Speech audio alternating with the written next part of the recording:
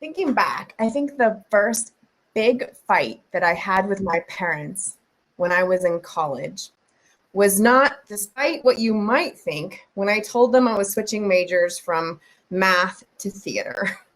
For that, they were just more kind of in the space of trying to be supportive. No, the first big fight came when they came to see one of the first shows that I was working on. It was Shakespeare's Twelfth Night. I was so proud of what the whole community of theater students had put together. It was vibrant and funny and vulnerable. And most of all, I love the story of the girl dressed up as a boy at the heart of the story.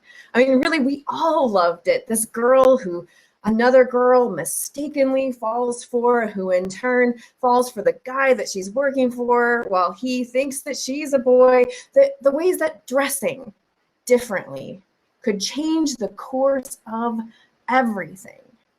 I mean, for all of us mid-1990s undergrads, it was so wild, transgressive, exciting, and liberating, especially knowing that it was all written nearly 500 years before.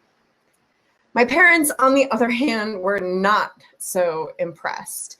They were confused, disoriented. They took no reassurance from the fact that we were just enacting a classic. They were convinced that we must have changed the text somehow, inserted things that Shakespeare didn't really write, regardless of how many times I tried to show them my Shakespeare textbook.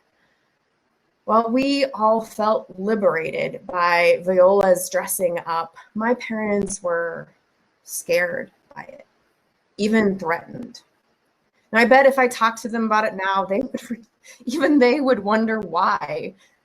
But I don't. I mean, they were threatened for the exact same reasons that we were all thrilled. How we dress might sometimes seem frivolous, but clothing actually holds a lot of power. Power in our culture and in society, and power personally.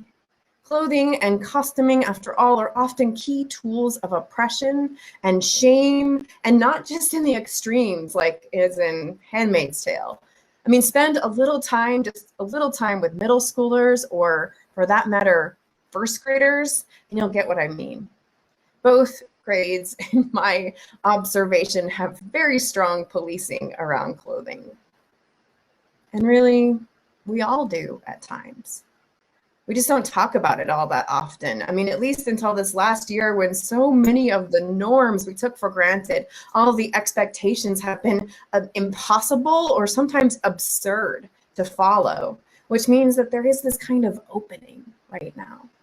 An opening where we can remember that clothing need not just be a tool of oppression, but also can be a tool for liberation and healing and change.